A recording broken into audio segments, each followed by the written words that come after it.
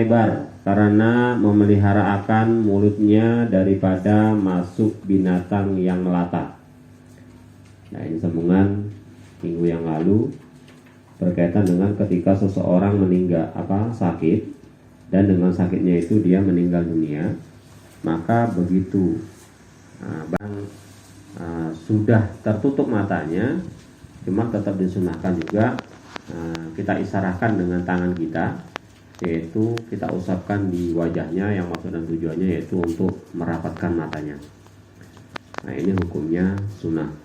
Begitu juga disunahkan, yaitu diikat kedua rahang, berarti bagian bawah selendang, sehingga mulai dari bawah rahang ini ke atas, dan ini juga hukumnya sunnah.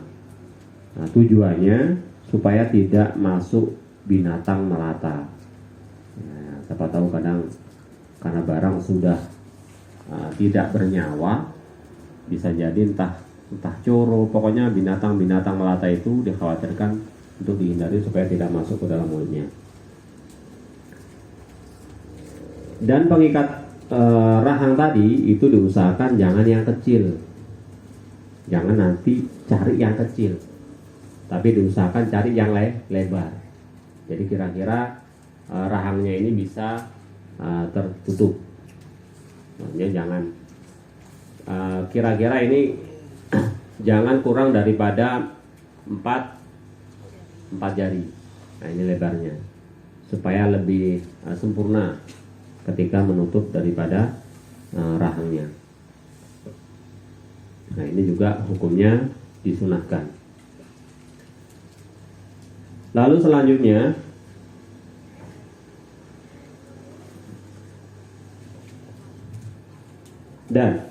dan dilembutkan segala perlipatannya, maka digenggamkan jarinya kepada tapak tangannya. Nah, ini maksudnya biasanya ketika orang baru meninggal dunia itu, ya mungkin karena susahnya dalam menghadapi sakaratul maut, sehingga mungkin keadaannya itu kaku, kan begitu. Jadi disarankan juga begitu meninggal itu, kalau bisa lipatan-lipatan. Ini yang jelas ini seperti di bawah siku, habis itu daerah sini, habis itu jarinya itu agak seperti diurut-urut, maksudnya supaya lemas. Dan diusahakan juga tangan ini diletakkan ke pergelangan seperti orang sholat itu. Nah, begitu juga, makanya sebenarnya lebih utama begitu sudah dipastikan meninggalnya, diusahakan dengan segera untuk dibersihkan. Seperti pelajaran yang telah lewat, kita juga disunahkan segera untuk disucikan, seperti itu. Ya, walaupun tidak di dalam perutnya itu, segera untuk dibersihkan. Jadi istinja ataupun bahasa kita ini cebo itu nggak mesti ketika dimandikan. Jadi ketika misalnya menunggu tempat yang pasti untuk memandikan, jadi karena tubuhnya kalau baru meninggal itu kan masih lemas, jadi lebih mudah untuk mengosongkan daripada isi perut. Kalaupun tidak, ya maksudnya jangan sampai terlalu lama. Ini maksud dan tujuannya supaya kotoran-kotoran yang di dalam perutnya ini bisa bersih. Dan diletak maksudnya di apa? Begitu juga di lipatan-lipatan tangan. Jadi tangan-tangan ini mulai dari pundak sampai ke ujung jari ini diusahakan supaya mudah. Nah, ini yang sangat susah biasanya ketika sudah di dalam hidupnya itu, dia itu ya bahasa kita ini nggak terurus, sudah sakit tidak terurus, sehingga ya mungkin keadaannya ya kakinya ataupun tangannya itu ya karena udah biasa diginikan, ya gini aja, ataupun kakinya itu seperti orang duduk, ya seperti itu aja. itu sebenarnya begitu meninggal sebenarnya itu masih lemas. Nah, karena ada kejadian beberapa bulan yang lewat, itu saudara kita itu dari kebiasaannya waktu hidupnya, waktu sakitnya duduknya bersila seperti ini. Begitu meninggal dibiarkan aja, jadi nggak ada dilempangkan ataupun nggak berusaha untuk diurut-urut sehingga kakinya itu bisa lempang. Sehingga ketika dimandikan pun sudah nggak bisa lagi. Terlebih-lebih ketika dikafankan. Nah ini lah, kalau seperti itu kejadiannya bagaimana? Ya tetap harus kita kafani ya sebagaimana mungkinnya. Yang intinya jangan sampai menyakiti. Ya sebenarnya kalaupun dipaksa kan bisa. Cuma ini sama saja menyakiti daripada jenazah. Maka kita lakukan ya bagaimana bisanya. Nah ini mungkin banyak yang tidak diperhatikan ya, sekurang-kurangnya ya kita yang hari ini sudah mengetahui. Ketika itu nanti datang kepada saudara kita atau tetangga kita, kalau kita tahu keadaannya itu tidak sempurna, maka kita sarankan untuk dilempangkan, untuk diurut-urut, untuk supaya lebih mudah ketika pengurusan, ketika pemandian dan pengafanan. Yang selanjutnya,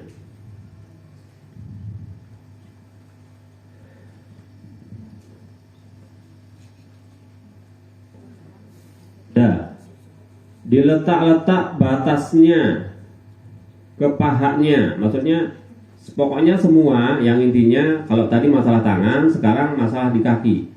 Lipatan-lipatan di kaki itu juga harus ya tadi yang barusan saya sampaikan.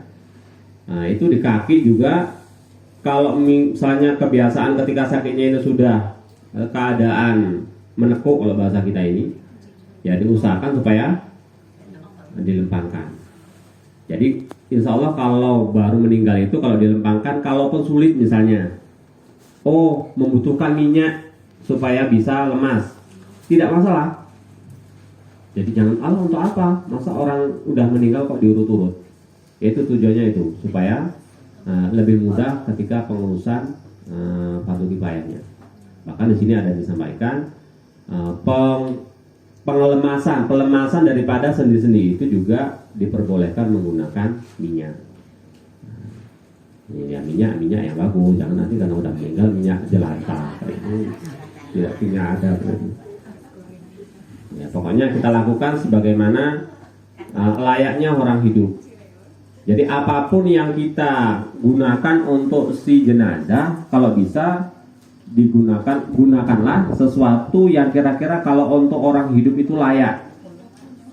Jadi jangan nanti karena udah orang hidup ini kasih yang bekas-bekas saja semua. Ini kita yang hidup nggak punya adat. Dan selanjutnya,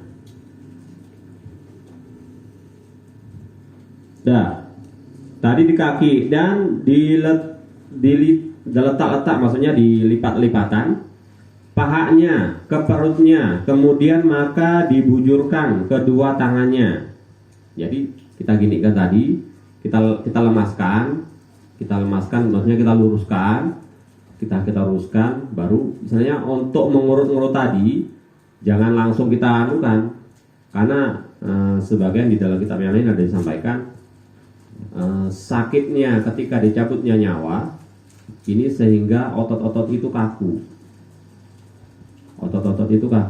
Jadi tujuannya dilemaskan tadi ya supaya mudah ketika kita kehendaki misalnya untuk ditaruh tangannya ke dada ataupun ketika mau didudukkan. Nah, itu tujuannya supaya lebih mudah ketika kita mengurusnya.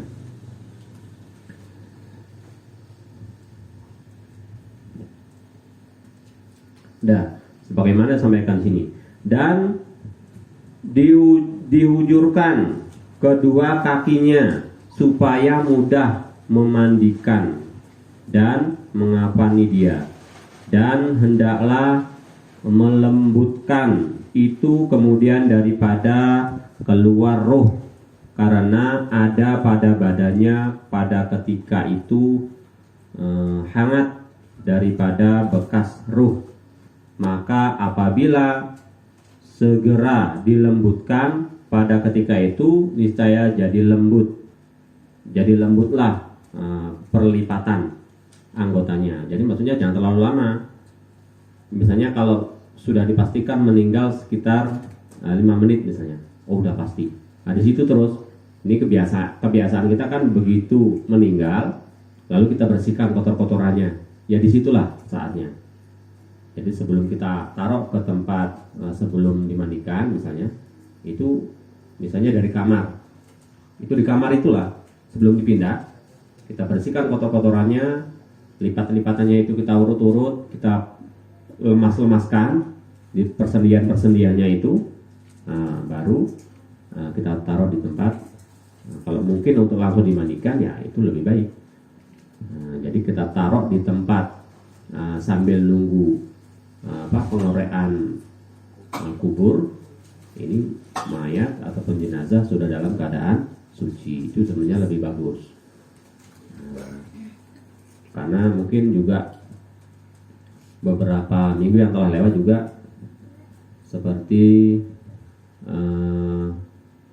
ulama Aceh yang baru saja meninggal, itu juga meninggalnya sore. Meninggalnya sore itu tidak langsung dikubur, tapi malam setelah sholat maghrib itu sudah bisa disolatin. Jadi mulai dari malam itu sudah ada yang sholat. Kadang-kadang orang takziah langsung ke situ sholat. Nanti ada rombongan sholat, ada rombongan lagi sholat, dan besok tetap disolati lagi. Ya walaupun sebenarnya tanpa disolati pun sudah memadai. Tapi karena memang yang meninggal itu seorang ulama besar, maka yang sholat itu juga ribuan orang. Jadi ya alangkah baiknya, maksudnya umumnya di tempat kita ini kalau orang meninggal sebenarnya kebanyakan ada niat untuk ikut sholat, kan itu. Saya yakin banyak yang ingin ikut sholat, tapi kadang-kadang nunggunya ini lama kan, sehingga ya tadi ketika gilirannya sudah disolatkan, ya udah nggak ada orang lagi, hanya beberapa orang saja. Jadi mungkin ini hal-hal yang masih umum di lingkungan kita tidak dikerjakan untuk dimandikan dengan cepat. Karena mungkin yang menjadi pemahaman orang-orang di lingkungan kita ini, karena banyak itu ketika tanya, udah mandikan terus, kuburannya belum jadi, belum siap, bedanya nggak ada hubungan. Jadi kan alangkah baiknya kita tunggu, tapi mayat sudah dalam keadaan suci.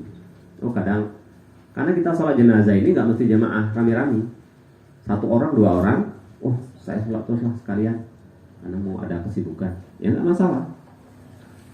Jadi adalah istilahnya, nggak ubahnya ini kalau kita ke tempat orang ini adalah hadiah yang kita kasihkan gitu.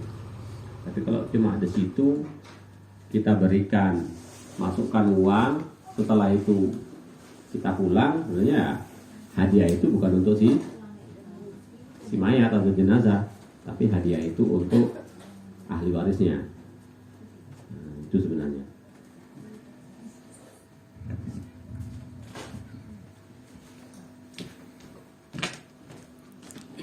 Ya, selanjutnya.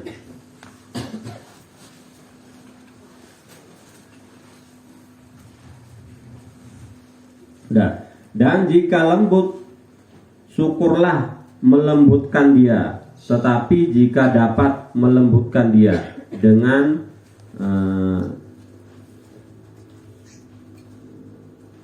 minyak. Nah, ini maksudnya kalau memang tanpa minyak bisa kita lembutkan anggota si jenazah tadi, ya enggak, ya lebih bagus. Kadang membutuhkan minyak. Nah, ini boleh melembutkannya menggunakan minyak umpamanya, maka tiada mengapa, jadi boleh. Dan ditanggali, maksudnya dilepaskan segala pakaiannya yang dipakainya tatkala mati. Jadi diusahakan jangan sampai Nah ini yang jelas kan yang anggota keluarga, yang muhrim. Jadi melepas pakaian itu kalau bisa ya begitu meninggal, sudah pasti meninggal, langsung dilepaskan. Karena kalau tidak, kejadian akhirnya kita melakukan hal-hal yang mubah. Apa? Akhirnya digunting. Yang sebenarnya pakaian itu masih bisa dimanfaatkan oleh ahli warisnya, oleh anak-anaknya. Tapi karena mau dilepas kaku, ya mau tidak mau harus digunting. Nah ini makanya disarankan juga segera langsung dilepas atau ditanggalkan pakaiannya.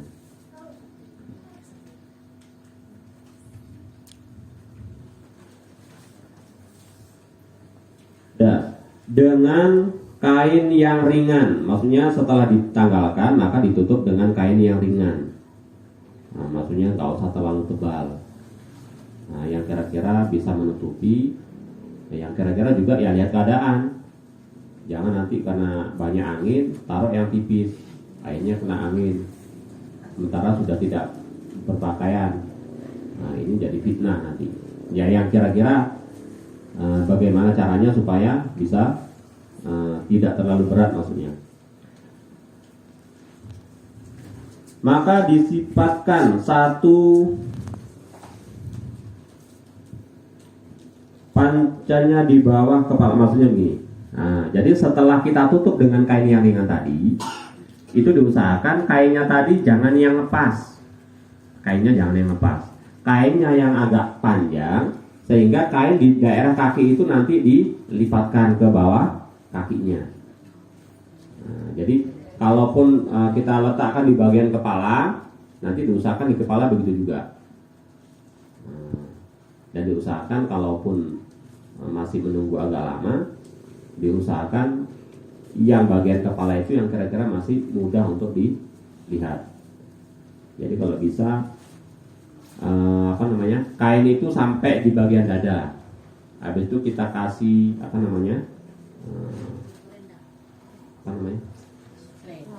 ya selendang pun boleh. Maksudnya bisa nampak kepalanya. Yang selendang itu kita taruh di bawah kepalanya.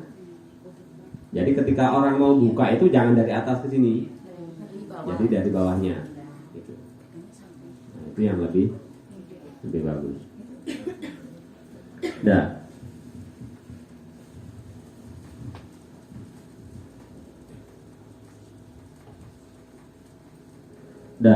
Dan ditindih perutnya dengan suatu yang berat daripada besi seperti pedang atau cermin. Dan jika tiada diperoleh yang demikian itu, maka tanah yang basah. Dan jika tiada, maka barang yang mudah. Dan sekurang-kurang beratnya penindih itu kira-kira 20 miskol. Nah, pakai miskol ini. Miskol bukan HP yang miskol. Miskol ini adalah ukuran orang Arab. Yang satu miskol itu 3.879 gram. Berarti berapa? 3 on. 3 on setengah lah. Taruh aja 4 on terus untuk dicukupkan. Nah, jadi tujuannya itu tadi ditaruh di atas perutnya. Jadi 20 miskol supaya tiada kembung perutnya, itu tujuannya. Jadi kira-kira tangan tadi kan mudah untuk maksudnya kalau dilepaskan ke perutnya itu lebih mudah. Ya kalau bisa, kalau di tempat kita ini ya sekurang-kurangnya kita ambilkan pasir. Itu kalau sedikit pun kan berat ya. Taruh di plastik, nanti dilapisi dengan kain yang lain, baru ditaruh. Ini maksud tujuannya supaya perut itu tidak kembung. Dan jangan ditindih dengan mazhab. Jangan ditindih dengan mazhab. Oh, aja, kitab aja, nggak boleh. Mazhab itu kitab. Dan kitab ilmu syara, ataupun kitab seperti ini untuk nindihnya itu juga nggak boleh.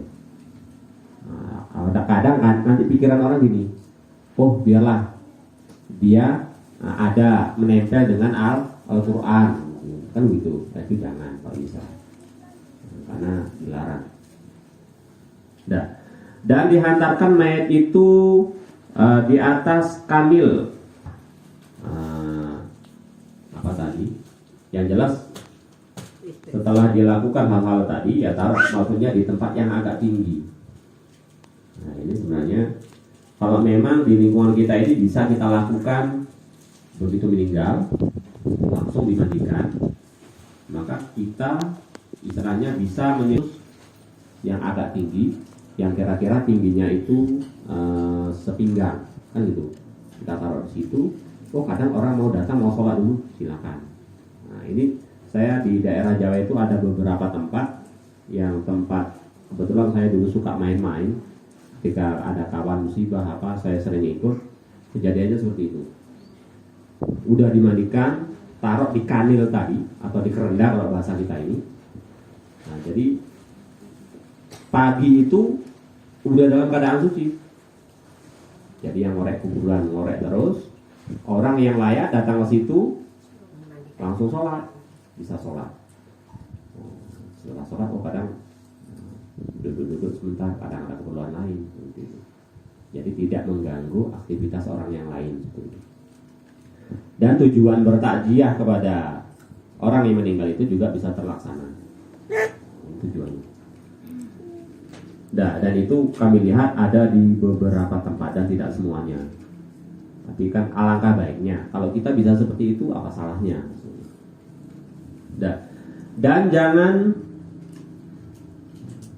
Dan seumpamanya, maksud seumpamanya kanil ini berarti boleh misalnya dibayang yang agak tinggi dengan tiada hamparan di bawahnya. Maksudnya di bawahnya itu yang kosong. Serta dihadapkan ke kiblat seperti perintah menghadapkan dia tatkala ia hampir mati. Jadi seperti yang minggu yang lalu, ketika orang sudah meninggal, yang disarankan itu kepalanya ke sebelah selatan, kakinya ke utara. Kalau dia sakit, kalau bisa dia berbaring di atas lambung yang kanan. Kalau nggak bisa seperti itu, maka sebaliknya, kakinya yang sebelah selatan. Kalau nggak bisa seperti itu, kakinya sebelah barat, kepalanya sebelah timur. Tapi karena sudah meninggal, ini diambil yang utama, berarti kepalanya sebelah selatan, sebelah utara, kakinya selatan. Maksudnya ketika pun nanti ada orang datang ke situ, kalau mayat itu sudah suci, mudah untuk ketika mau sholat seperti itu.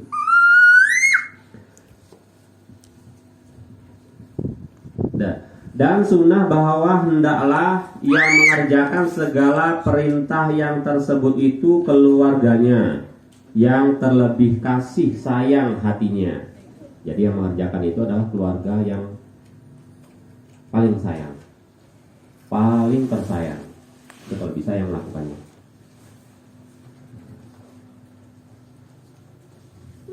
Daripada mereka itu laki-laki sama laki-laki dan perempuan sama perempuan. Laki-laki ketika jenazahnya laki-laki, perempuan ketika jenazahnya perempuan.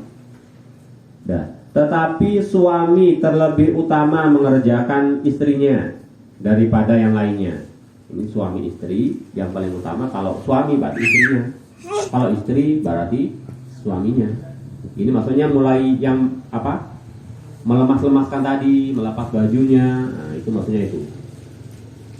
Nah, ya syukur-syukur nanti didampingi oleh, kalau perempuan didampingi oleh saudaranya yang perempuan.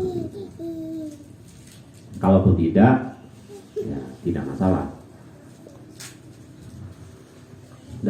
Dan demikian lagi istri terutama mengerjakan suaminya daripada yang lainnya, dan hendaklah dipintakan doa baginya tatkala mengerjakan segala perintah yang tersebut itu. Jadi doakan dulu. Nah, doakan dulu baru lakukan hal-hal yang tadi. Ya doanya menurut bahasa kita saja. Jadi nggak ada doa yang khusus. Dan hendaklah disegerakan membayar hutangnya jika ada, dan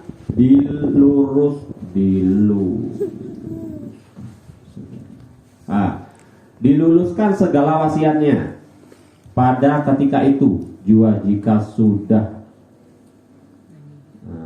mudah.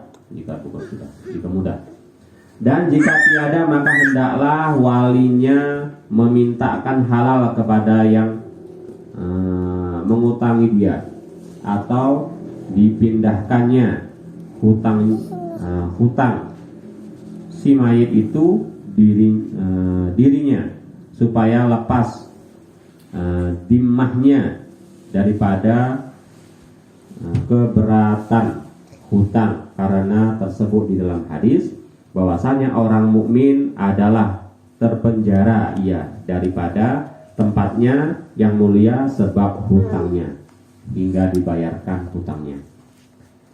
Jadi makanya ini juga saya sampaikan beberapa bulan yang telah lewat ketika meninggal, kalau bisa kalau hutang itu langsung lunaskan. Kalau ibarat kita sekarang ini kan diusahakan kepada hutang-hutang si mayat ini sudah menjadi tanggungan ahli waris. Ya mohon nanti jumpai setelah 100 hari. Kelamaan. Kenapa kelamaan? Karena saya ada baca di dalam hadis, pada suatu hari baginda Nabi Muhammad SAW, sahabatnya ada yang meninggal. Lalu ditanya, apakah dia ini punya hutang? Terus ada yang menjawab, ada ya Nabi, 2 dinar. Habis itu Nabi bilang, udah sholatkan saudaramu ini, sholatkan saudaramu. Jadi intinya Nabi nggak mau menyolati orang yang punya hutang. Habis itu ada sahabat yang lain, oh ya udah Nabi, saya yang nanggung hutangnya. Kata sahabat yang lain, saya yang nanggung hutangnya. Ya udah, kalau kamu yang nanggung, ayo kita sholat. Akhirnya Nabi ikut sholat karena hutangnya sudah ditanggung. Lalu dalam beberapa saat Nabi lewat di kuburan tadi. Rupanya ahli kubur atau jenazah tadi masih kepanasan di dalam kuburnya. Dijumpailah orang yang menanggung hutangnya tadi. Ditanya, hai sepolan, hutang yang kamu tanggung kemarin udah kamu bayar? Ya belum Nabi. Itu penghuni kuburnya kepanasan. Segeralah bayar hutangnya. Setelah dibayar hutangnya, ternyata kubur itu menjadi dingin.